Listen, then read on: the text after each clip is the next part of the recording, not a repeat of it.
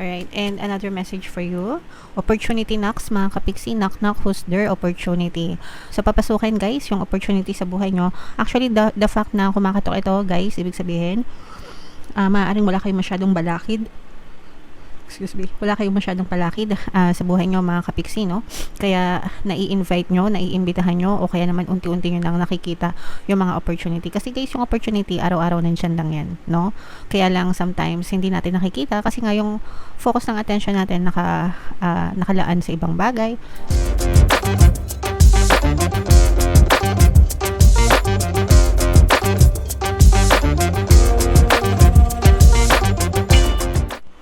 Hello guys, hello Capricorn, welcome back to Pinoy Pixie Tarot. Ang pamagandang episode natin for tonight is messages from the universe para ngayong March to April, mga kapixie, para sa Capricorn, Sun, Moon, Rising, Sign, and Venus. Kung ano na lang yung message na makaresonate sa inyo guys, take that message kasi hindi naman lahat ng mensahe ay magre-resonate sa inyo.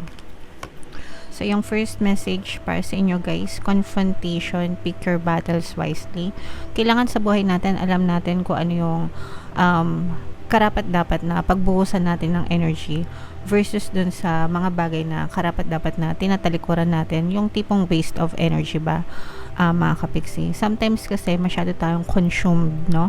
Sa mga maliliit na bagay na pinapalaki na parang sayang yung energy mo, 'di ba? Sana nilaan mo na lang yung energy na yon sa mabuting bagay, sa magandang bagay sa buhay mo, 'di ba? In that way, pwede ka pang mas maka-attract ng mga positive energies and therefore maka-attract ng positive circumstances sa buhay mo kaysa sa sinasayang mo yung oras mo, yung energy mo sa mga walang kakwenta-kwentang bagay, walang kakwenta-kwentang tao, walang kakwenta-kwentang sitwasyon, 'di ba? Especially sa social media guys, no, to pansin ko to, parang lahat na lang ng makitang pwedeng i-bash sa social media, lahat na ginawa, mga kapiksi. So sayang yung energy nyo doon guys. So make sure na alam nyo kung saan nyo binubuhos yung energy nyo guys, doon sa mga kapaki-pakinabang na bagay, mga kapiksi. Okay? Alright, and another message for you. Opportunity knocks, mga kapiksi. Knock, knock, who's there? Opportunity. So, papasukin guys yung opportunity sa buhay nyo. Actually, the fact na kumakatok ito guys, ibig sabihin, maaaring wala kayong masyadong balakid. Wala kayong masyadong palakid sa buhay nyo, mga kapiksi, no? Kaya, nai-invite nyo, naiimbitahan nyo, o kaya naman unti-unti nyo lang nakikita yung mga opportunity. Kasi guys, yung opportunity, araw-araw nandyan lang yan, no?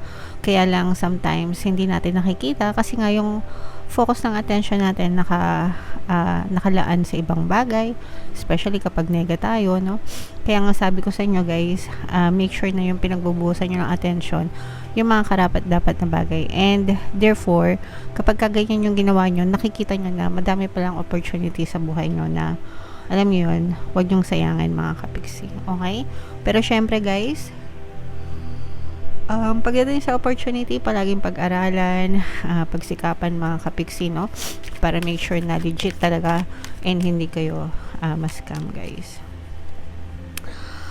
Face your fears, mga kapiksi, no? Harapin ang inyong mga takot, or at least release the power of your fear, mga kapiksi. Kapag meron tayong, bakit ba tayo natatakot guys? Kasi hindi tayo sanay sa isang bagay or sitwasyon. Meron tayong fear of abandonment, rejection, ganyan.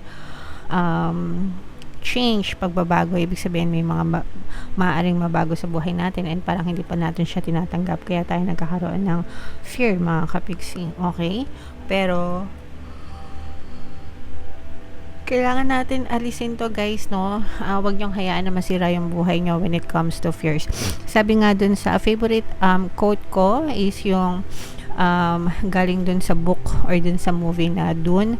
Sinabi ng author dun na I must not fear. Fear is the mind killer.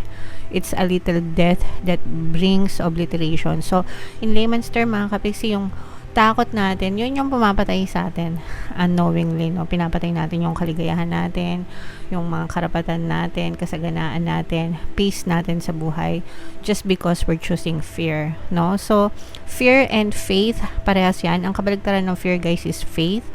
And faith is on the positive side. So, and they both exist in our heads, no? Sa isip lang natin sila nag-exist. So, make sure that we focus on faith instead of fear, mga kapigsi, para mapaganda yung buhay nyo, guys. Alright? Okay, so yan yung another message sa inyo.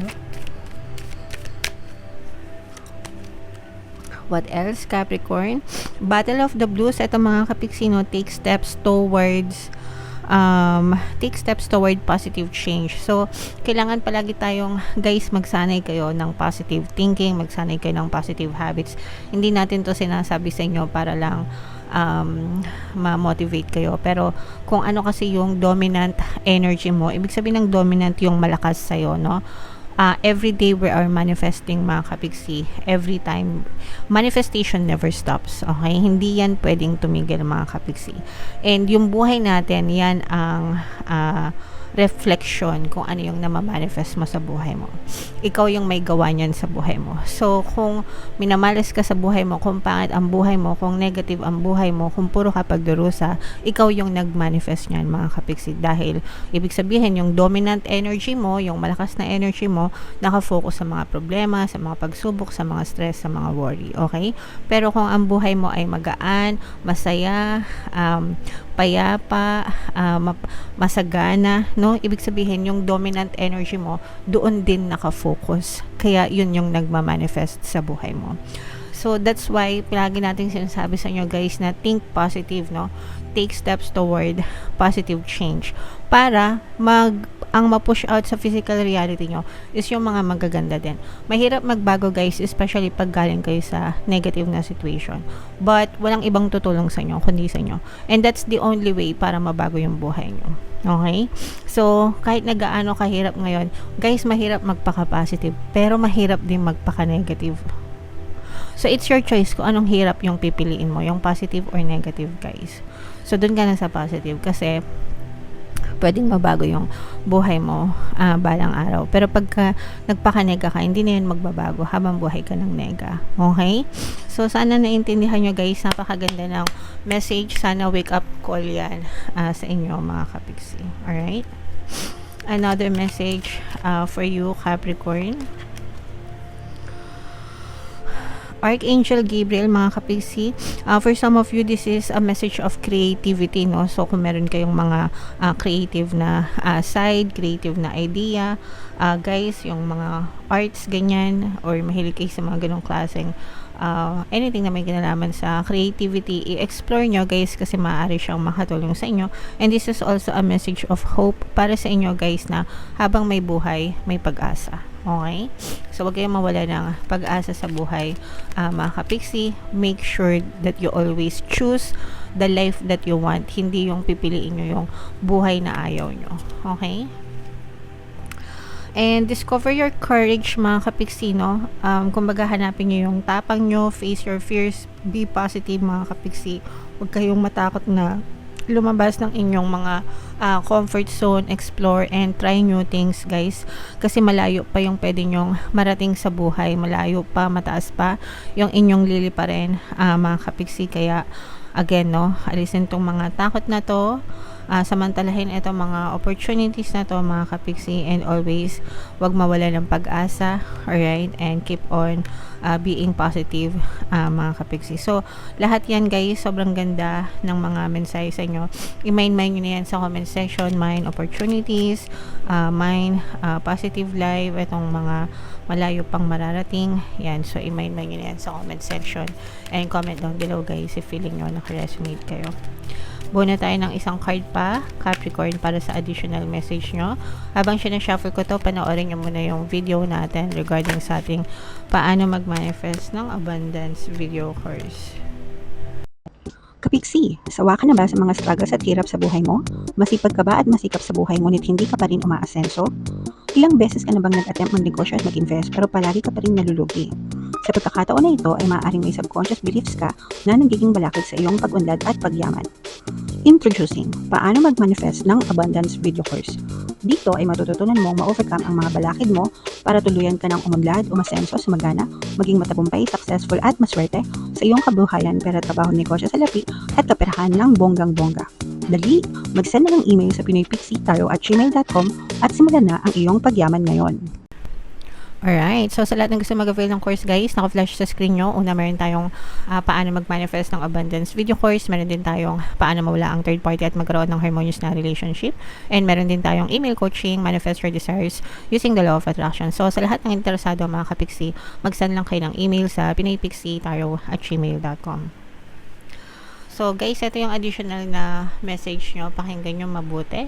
We have the Raccoon Energy Inventor. Decide on what you really want. You have the ingenuity to claim it. Avoid being the trickster and practice integrity. You have many roles and can juggle them well. So ito guys, ibig sabihin nito, maganda to kasi ibig sabihin, no, parang flexible kayo sa buhay nyo, adaptable kayo sa mga changes or sa mga pagbabago, kayang-kaya nyo mag-adjust mga kapiksi.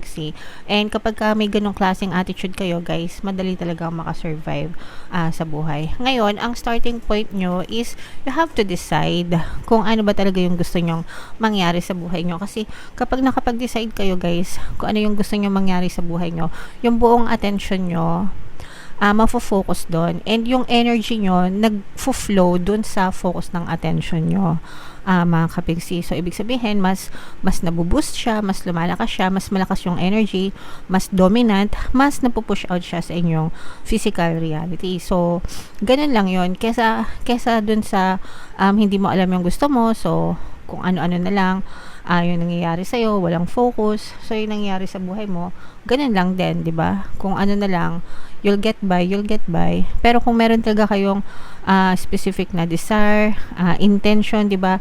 Gusto kong maging masagana, gusto kong umunlad, gusto kong ma-promote, gusto kong yumaman, gusto kong mag-asawa ng afam. Kahit ano mga kapiksi, kapag ka na-focus yung attention mo doon, yung buong energy mo mag-flow doon, and eventually guys, mapupush out siya sa inyong physical reality. That's why it's very important guys to know what you really want, kasi doon talaga yung starting point mga kapiksi. Okay? So after nito guys, itanong nyo sa sarili nyo, ano ba talaga yung gusto ko, no? Ano ba talaga yung gusto ko sa buhay? Ano ba talaga yung desire ko? Ano ba talaga yung gusto kong marating? Okay? And then you decide mga kapiksi. And from now on, kapag nakapag-decide na kayo, i-focus nyo yung energy nyo, yung attention nyo doon, and then yung energy nyo mapupunta doon guys. Okay? Alright. So, yan ang message for you, Capricorn. Comment down below, guys, if feeling nyo nakaresonate kayo. And yung mga pinapamind ko sa inyo, guys, i-mind mo nyo na sa comment section.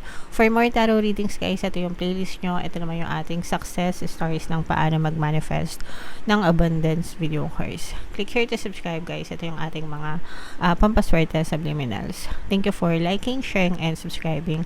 See you again next time. I love you all, mga kapiksi. Have a nice day. Bye-bye.